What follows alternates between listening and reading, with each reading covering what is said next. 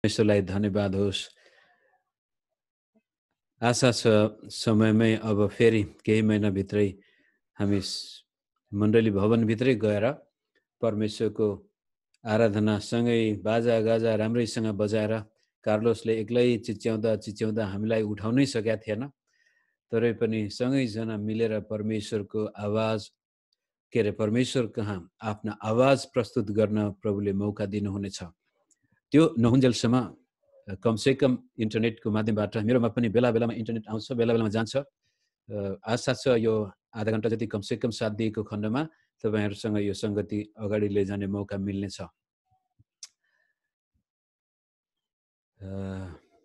यो 2020 साल अब सिद्धिनै आँट्यो र हाम्रो थुप्रै योजनाहरू थिए। 2020 मा यस्तो गर्नेछौँ उस्तो गर्नेछौँ भनेर 2019 सालको अन्तिमतिर एक किसिमको पवित्र आत्माको आवाज नै मेरो मनमा आएको थियो कि 2020 मा अनौठो काम म गर्नेछु, नौलो काम म गर्नेछु भनेर प्रभुले मेरो हृदयमा बोलेको कुरो मैले यहाँको चर्चमा पनि प्रचार गरेको वचन अस्ति मात्रै म फेरि दोहोर्याएर सुन्दै थिएँ कि साँच्चै प्रभु मसँग बोल्नु भएको थियो त भन्दाखेरि मलाई थाहा थिएन यो कस्तो खालको नौलो मोड लिनेछ सेवकाईले।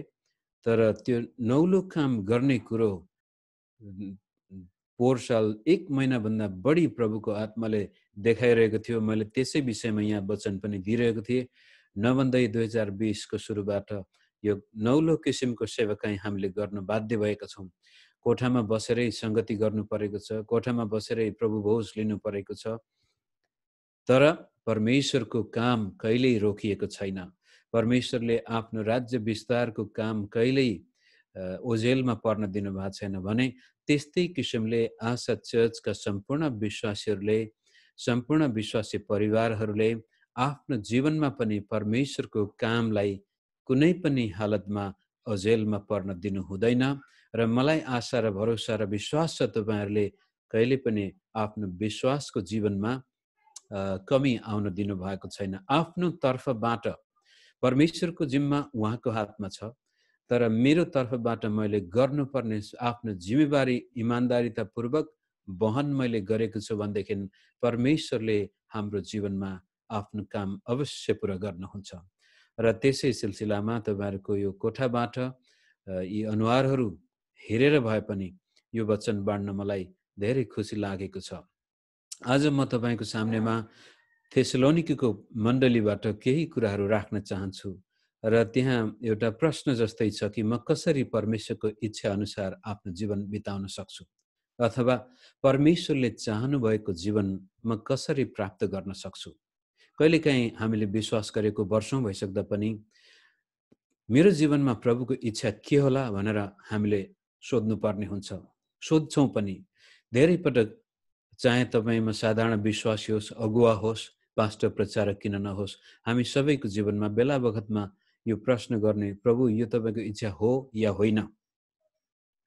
कहिलेकाहीँ आफ्नै नजरमा सबै कुराहरू ठिक लाग्दाखेरि यही नै होला प्रभुको इच्छा भन्छौं, तर त्यो जब विफल हुन्छ, त्यो बाटो बन्द हुन्छ, तब फर्केर हामी भन्छौं प्रभु अब मेरो इच्छा होइन, तपाईको इच्छा होस्।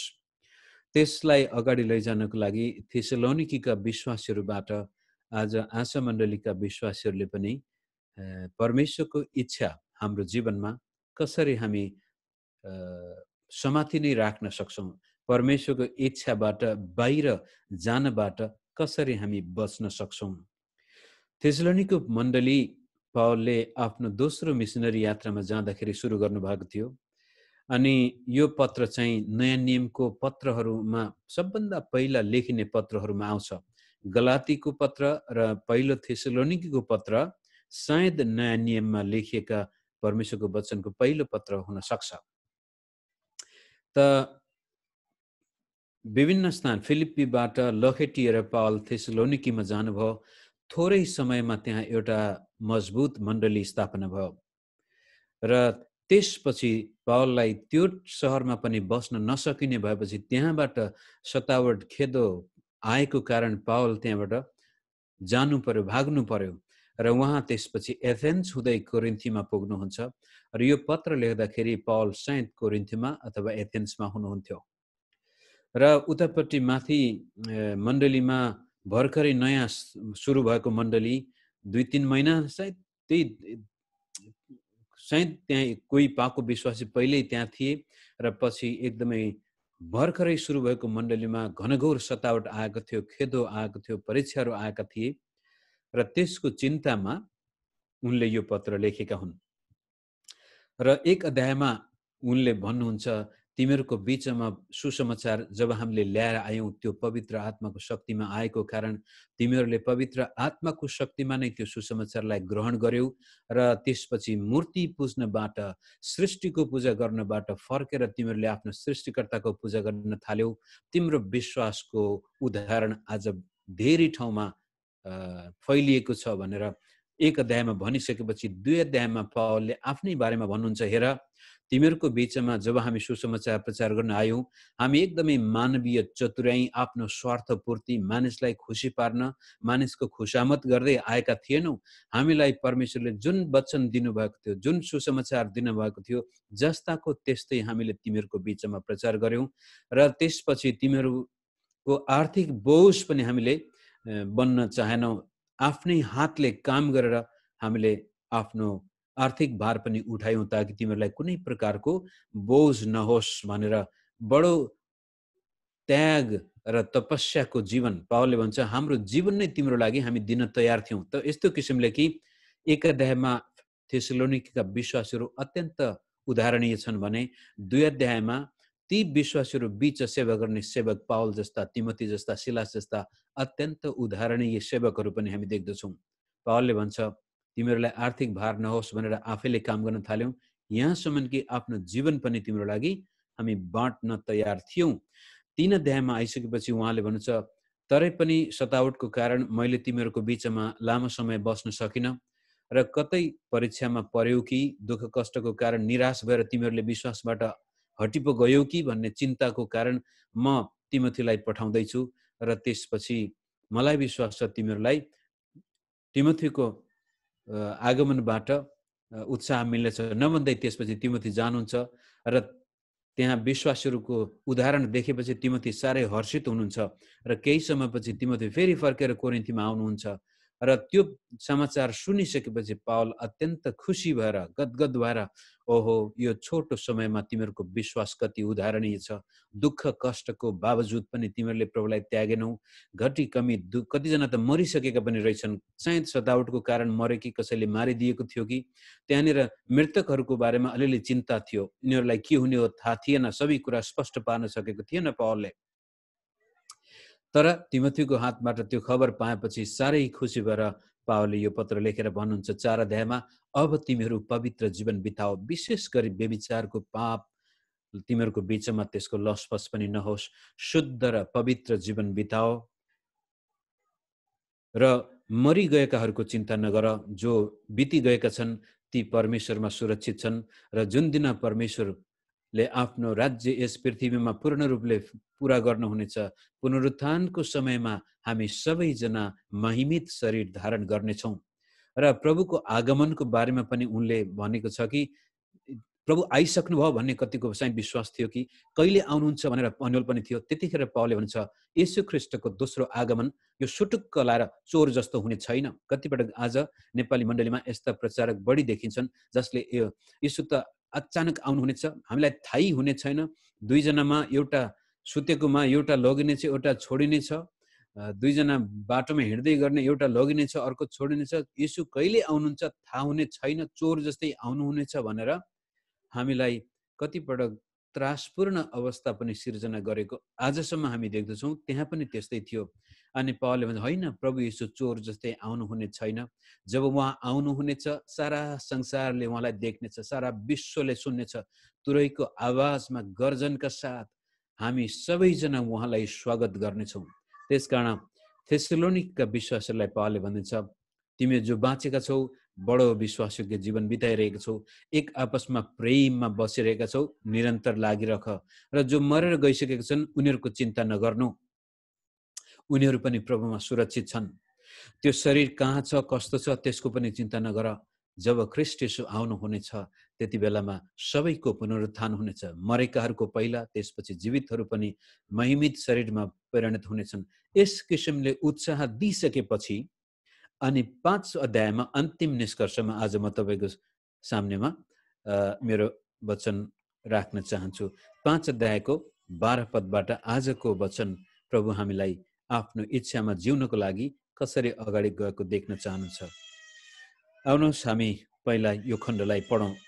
माफ गर्नुहोस्, यहाँनिर मेरो छिमेकीले कराएको आवाज आयो कि आएन तपाईँ? बच्चा रोएर बर्बाद गरेछ। म यो झ्याल बन्द गरेर आउँछु।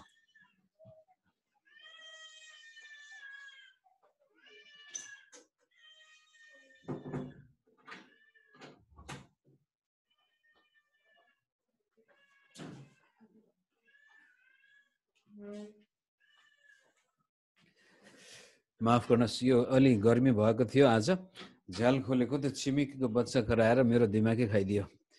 एनिवे, कहाँ पुगेका थियौँ हामीहरू? वचनको खण्ड 5 अध्यायको 12 पदबाट हामी पढौँ। तर भाइ हो, हामी तिमीहरूलाई आग्रहपूर्वक बिन्ती गर्दछौँ कि तिमीहरूका माझमा परिश्रम गर्नेहरू जो प्रभुमा अगुवाहरू हुन् र तिमीहरूलाई चेतावनी दिन्छन्, तिनको आदर गर र तिनीहरूका कामको खातिर तिनीहरूलाई प्रेम साथ अति उच्च आदर गर। तिमीहरू आपसमा मेलमिलापमा बस। भाइ हो, हामी तिमीहरूलाई अर्ती दिन्छौँ कि अल्छीहरूलाई चेतावनी देऊ, हरेस खानेहरूलाई दिलासा देऊ, कमजोरीहरूलाई मद्दत गर, ती सबैसँग सहनशीलता देखाओ। याद राख, कसैले खराबीको बदलामा खराबी नगरोस्, तर एउटाले अर्को र सबैसँग सधैँ भलाइ गर्ने चेष्टा गर। सधैँ आनन्दित रहो, निरन्तर प्रार्थना गरिरहो, सबै परिस्थितिमा धन्यवाद देऊ, किनकि ख्रीष्ट येशूमा तिमीहरूका लागि परमेश्वरको इच्छा यही हो। पवित्र आत्मालाई ननिभाओ, अगमवाणीलाई तुच्छ नठान, सबै कुराको जाँच गर, जुन कुरा असल छ त्यसैमा दृढ रहो, सबै किसिमका खराबीबाट अलग बस। शान्तिका परमेश्वर आफैले सम्पूर्ण रूपले तिमीहरूलाई चोखा तुल्याउन् र तिमीहरूका समस्त आत्मा, प्राण र शरीर हाम्रा प्रभु येशू ख्रीष्टको आगमनमा निष्कलङ्क रहन्। तिमीहरूलाई बोलाउनु हुने विश्वास योग्य हुनुहुन्छ, उहाँले यो गर्नु नै हुनेछ।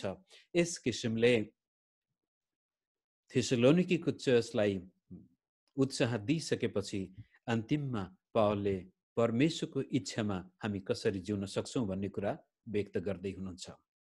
र पहिलो कुरो हामी 12 र 13 पदमा फेरि फर्केर जाउँ।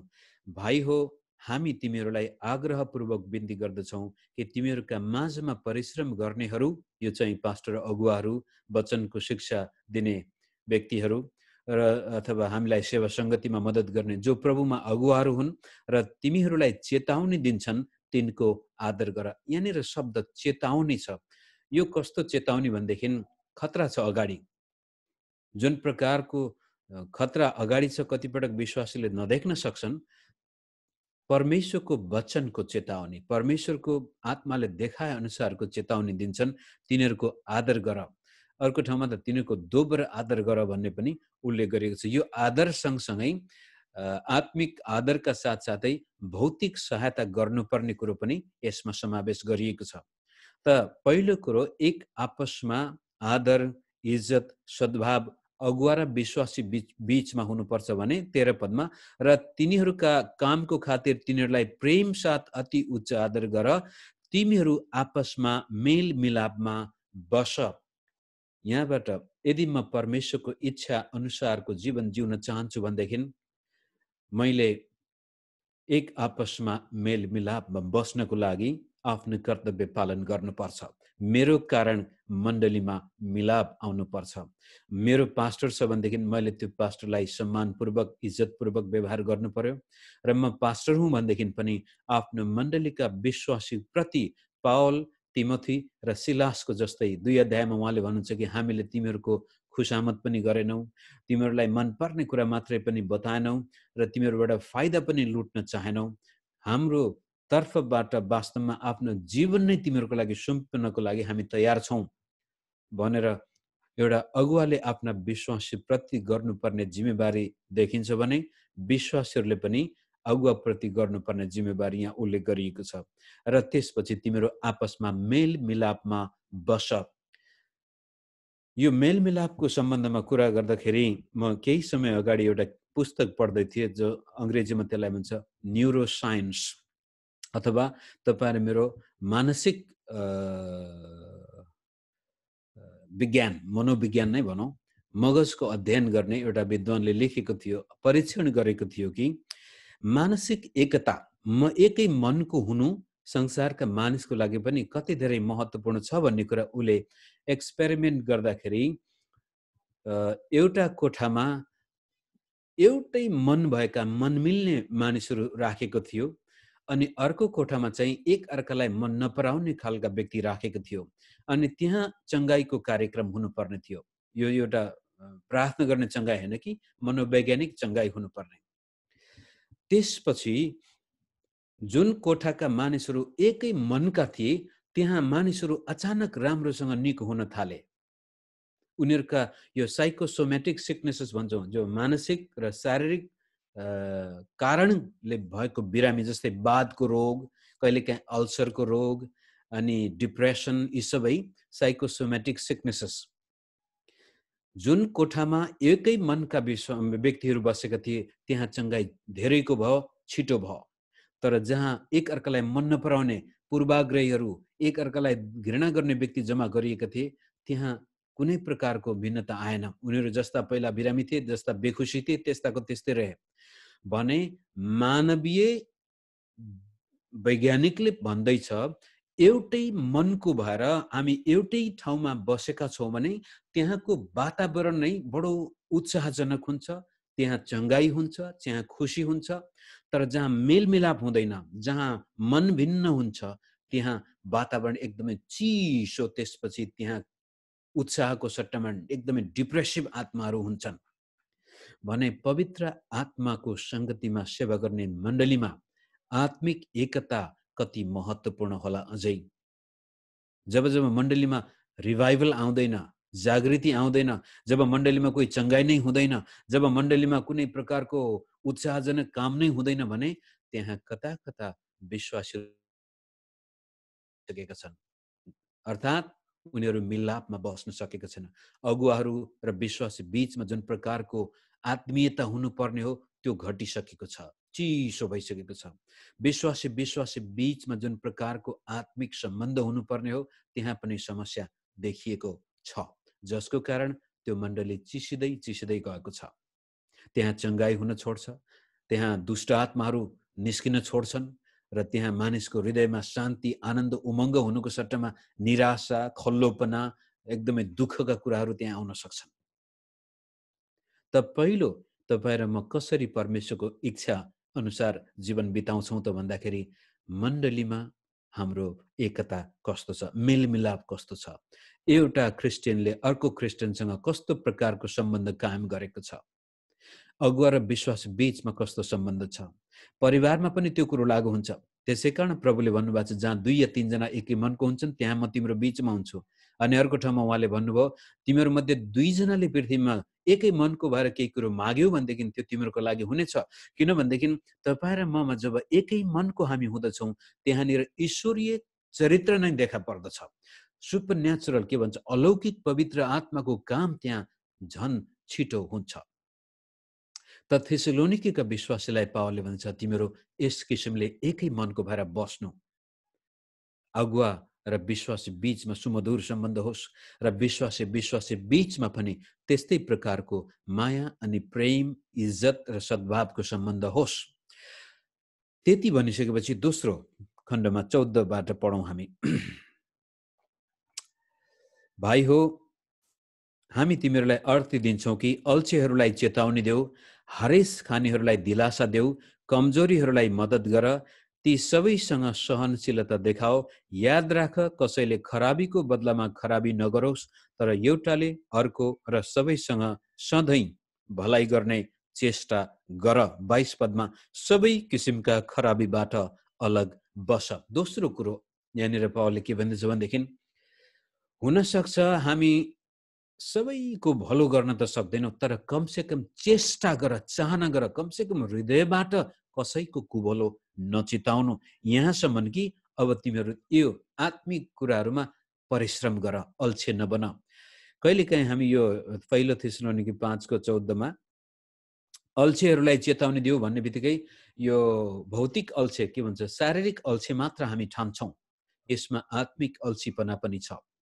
जो अगाडि बढ्न चाहँदैन, बाइबल पढ्न चाहँदैन, प्रार्थनामा जान चाहँदैन, मण्डलीमा आउन जान चाहँदैन, उसलाई आत्मिक कुराहरूमा कुनै चासो नै छैन, जसको फलस्वरूप उसको शरीरमा पनि ऊ अल्छे हुन्छ। त्यसपछि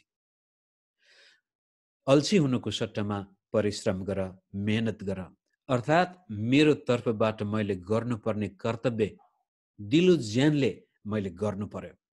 यदि म मेरो जीवनमा परमेश्वरको इच्छा पूरा भएको देख्न चाहन्छु भनेदेखि मेरो हातमा जे छ, बाइबलले भन्छ तिम्रो हातले जे गर्न पाएको छ, तिम्रो हातमा जे काम छ त्यसलाई आफ्नो पुरा तागत बलले गर, दिलो ज्यानले गर।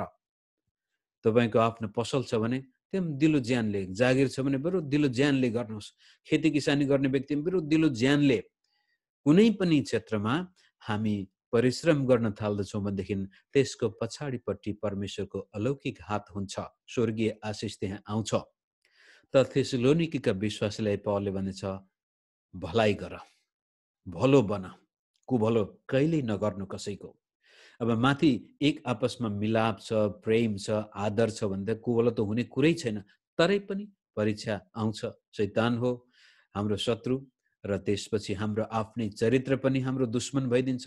तुरन्तै रिस उठ्छ, कसैले चित्त दुखाइदिन्छ, तितोपना उत्पन्न हुन्छ, क्षमा दिन सक्दैनौँ, जसको कारण हाम्रो बीचमा त्यसपछि अरूको भलो चिताउनुको सट्टामा हामी कुभलो चिताउन जान्छौँ। त हामी मेहनत गरौँ, सबैको भलो गरौँ, खराबीको बदला खराबी नदिउँ। र त्यसपछि 22 पदमा पनि मैले त्यहाँ जोडेको छु, सबै खराबीबाट अलग बस्नु। अब यो त्यति सजिलो कुरो होइन। कहिलेकाहीँ के लाग्छ भनेदेखि म ठिक छु भन्ने हामी सबैलाई लाग्छ। उसको गल्ती हो, उसको दोष हो। हामी अरूलाई अर्काको गल्ती सजिलै देख्छौँ, आफ्नो गल्ती हामी देख्दैनौँ। त त्यसको लागि चाहिन्छ आत्म आलोचना, अर्को नेपाली शब्द छ इन्ट्रोस्पेक्सन भन्छ अङ्ग्रेजीमा। आत्म आलोचना, आफैले आफैलाई घोरिएर हेर्नु पर्यो, आफ्नो हृदयमा फर्केर हेर्नु पर्यो। म यो 6-7 महिनादेखि हरेक वचनमा बोल्दै आएको छु कि तपाईको जीवनमा केही समस्या छ भने त्यसको कारक तत्त्व चाहिँ तपाईभन्दा बाहिर खोज्नुभयो भने त्यो समस्याबाट तपाईँ कहिल्यै माथि उठ्नु हुने छैन। यदि जीवनमा समस्या छ भने त्यसको मुख्य कारक तत्त्व चाहिँ भित्र खोज्नु पर्ने हुन्छ। मैले कहाँनिर के गर्दैछु जसले गर्दाखेरि मेरो जीवनमा यो समस्या म प्रति आकर्षित भइरहेको छ। र जब म आफैले आफैलाई ऐनामा हेरेर ओहो वास्तवमा मेरो कमजोरी यहाँनिर रहेछ। उदाहरणको लागि यदि म अरू व्यक्तिप्रति कुभलो चिताउँछु भने मानिसले मेरो कुभलो चिताउनेछ। यदि म अरू व्यक्तिप्रति एकदमै उनीहरूलाई खसाल्न चाहन्छु, उनीहरूलाई चोट पुर्याउन चाहन्छु भने कता कता मानिसले मलाई त्यो चोट पुर्याइराख्नेछन्, मलाई खसालिराख्नेछन्। अनि म जब आफ्नो जीवनमा दुःखमा जान्छु, मलाई खसालिन्छ, मलाई चोट लाग्छ, अनि दोष उनीहरूलाई म लाउँछु, तर आफ्नो हृदयमा हेरेको हुँदैन। तपाईँ र मेरो भित्र जस्तो अवस्था छ, बाहिर त्यस्तै प्रकारको वातावरण सिर्जना हुन जान्छ मित्रहरू। हामी कहिलेकाहीँ अचम्म लाग्छ, यो मान्छे कति आत्मिक थियो, यो कस्तो राम्रो व्यक्ति थियो, मण्डलीमा कसैसँग यसको समस्या थिएन, तर कस्तो दुःखलाग्दो उसको जीवनमा यस्तो दुर्घटना घट्यो भन्छौँ। तर भित्र हामीलाई थाहा हुँदैन। बाहिर हेर्दा त सबै राम्रो देख्छ, भित्र केवल स्वयंलाई मात्र थाहा हुन्छ म कस्तो छु भन्ने कुराहरू। र कोही कोही एकदमै हेर्दाखेरि छुच्चो, बोल्न पनि त्यस्तै नराम्रोसँग बोल्ने सम्बन्ध, तर त्यो मान्छे माथि उठिरहेछ अनि हामीले भन्छौँ प्रभु किन दुष्ट चाहिँ फलिफा भएको? हामीलाई थाहा छैन उसको भित्र कस्तो छ। मान्छेको सामनेमा हेर्दाखेरि एकदमै दुष्ट नराम्रो लाग्ला, तर भित्र चाहिँ ऊ परमेश्वरमा एकदमै टुटेको व्यक्ति पनि हुन सक्छ। त बाहिरको भन्दा पनि भित्र तपाईँ र मेरो चरित्र कस्तो छ त्यो धेरै महत्त्वपूर्ण छ। मण्डलीमा मिलाप पनि बस्नको लागि त्यो व्यक्ति मात्रै सबैसँग मिलेर बस्न सक्छ जसको भित्र चङ्गाई भएको छ, जसको भित्र घाउ छैन, जसको भित्र देश छैन, जसको भित्र तितोपना छैन, जसको भित्र कसैसँग उसको के भन्छ बदला लिनु छैन। तिरस्कारको आत्मा छैन भनेदेखि त्यो व्यक्तिलाई तपाईँले आदर गरे पनि नगरे पनि, वास्ता गरे पनि नगरे पनि ऊ आफ्नै संसारमा व्यस्त हुन्छ, परमेश्वरसँग एकदमै रमाएको हुन्छ र मण्डलीमा आउँदाखेरि पनि ऊ सबैसँग त्यस्तै प्रकारको व्यवहार प्रस्तुत गरेर जान्छ। त आज मण्डलीका विश्वासी मित्रहरू, मैले यो त वर्षौँदेखि बोल्दै आएको वचन हो, तरै पनि हामीलाई घरिघरि झगझगाइराख्नु पर्ने रहेछ।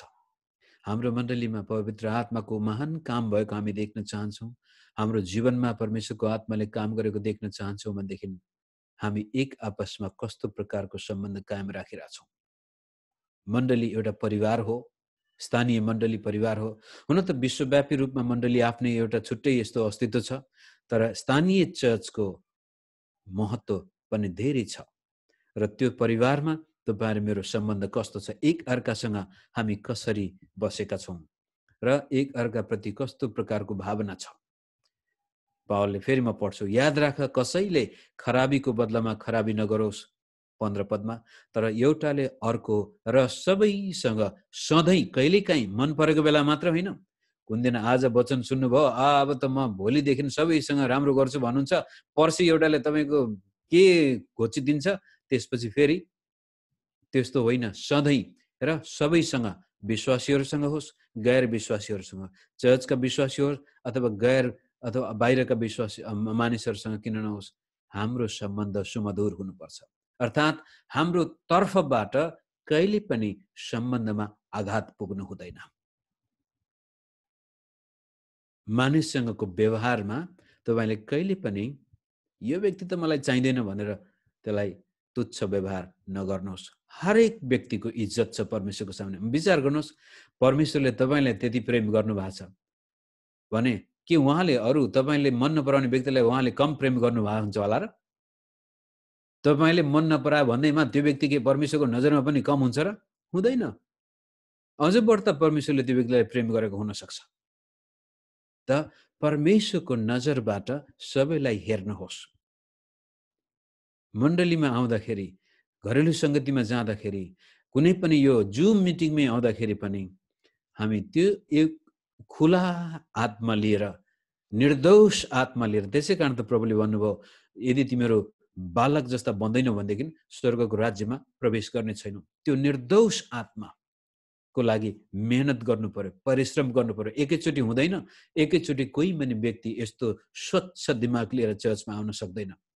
वर्षौँ लाग्छ, दशकौँ लाग्न सक्छ, तर हामीले हरेस खानु हुँदैन। आज कसैसँग रिस उठ्यो भन्दैमा यस्तै हो, म त कहिल्यै सक्दिनँ प्रेम गर्न भनेर थाक्नु हुँदैन। निरन्तर प्रभुको चरणमा गएर, प्रभु मलाई मद्दत गर्नुहोस्, म अझै तपाईँको चरित्र धारण गर्न चाहन्छु, मानिसले मलाई हेर्दाखेरि तपाईँलाई देख्न सकुन्।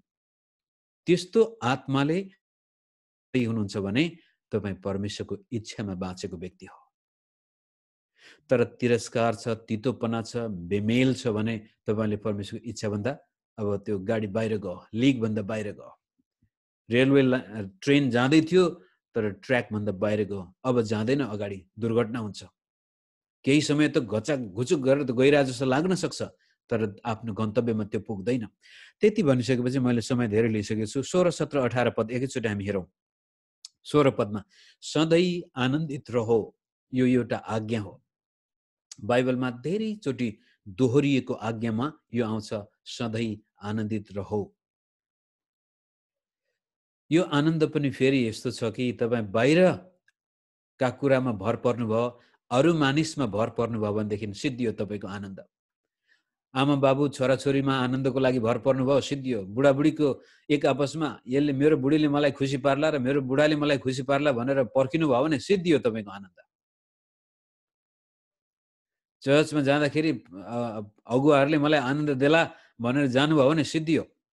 पास्टरले पनि विश्वासीहरू आज आएर मलाई आनन्द देलान् भन्यो भने सिद्धियो।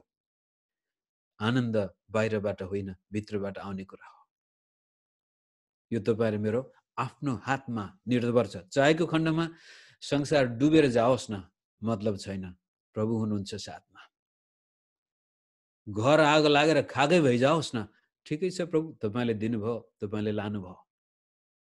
सायद अचानक आफ्नो परिवारमा मृत्युले बास लियो, परिवारको सदस्यहरू गुमाउनु पर्यो अचानक, त्यस्तो स्थितिमा पनि प्रभु अब मेरो बसभन्दा बाहिरको कुरो म के गर्न सक्छु त? तपाईँकै महिमा होस्। हर समय हामी आनन्दित खुसी रहन सक्नु पर्ने पनि यहाँनिर आज्ञा गरिएको छ।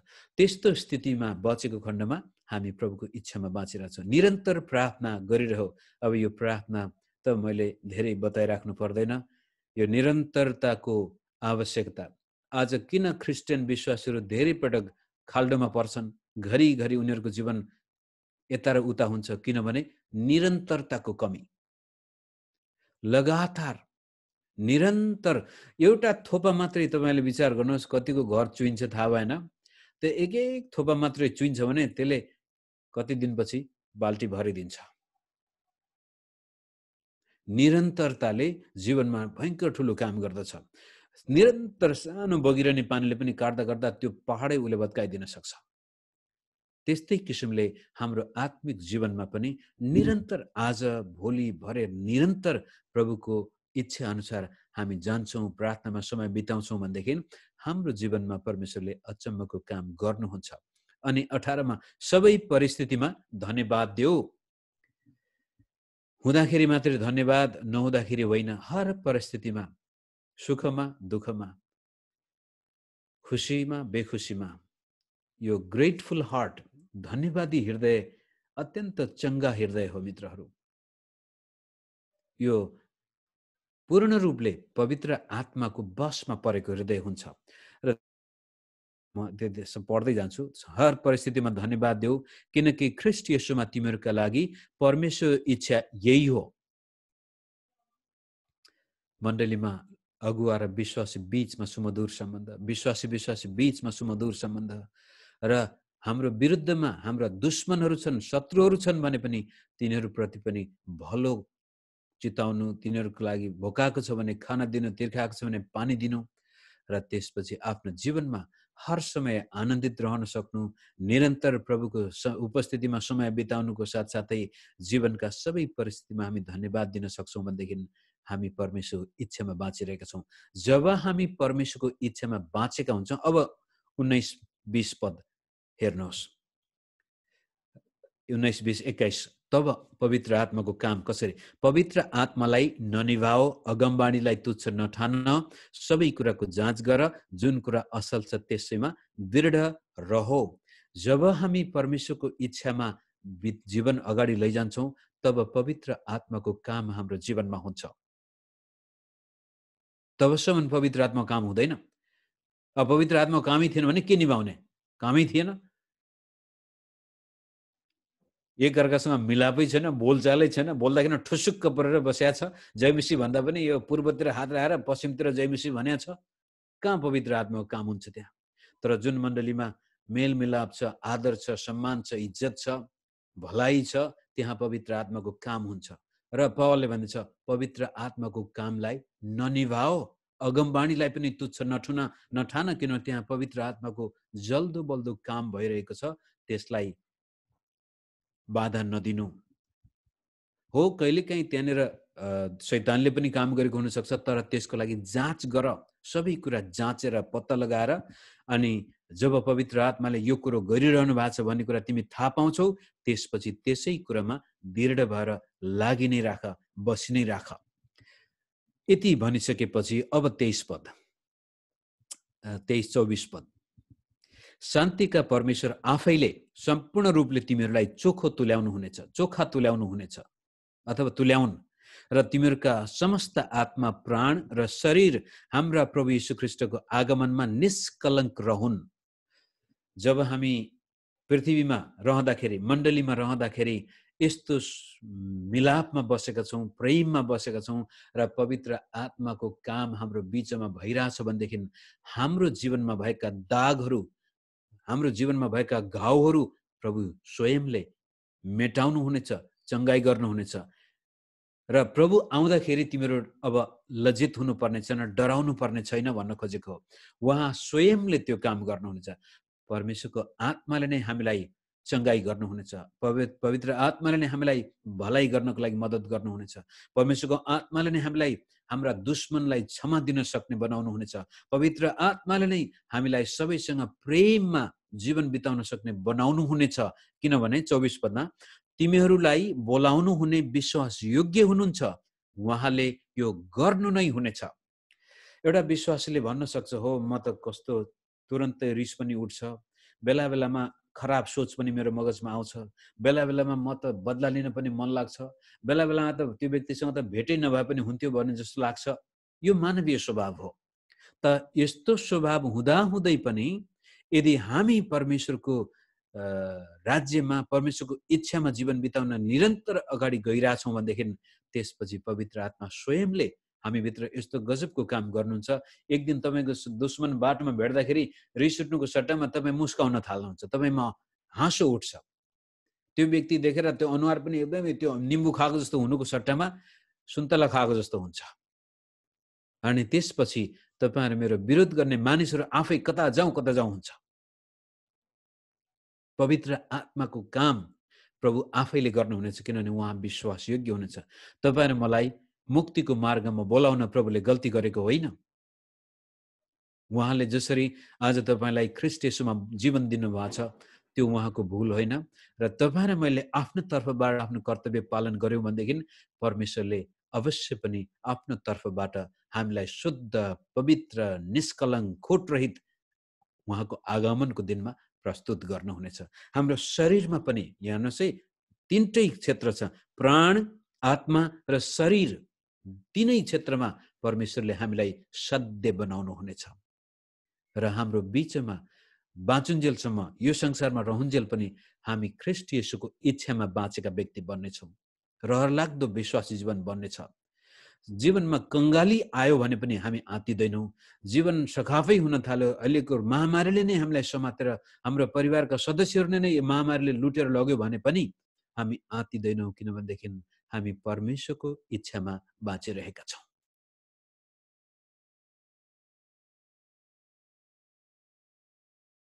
बाहिर गएको छ भनेदेखि फर्किन खासै मेहनत गर्नु पर्दैन।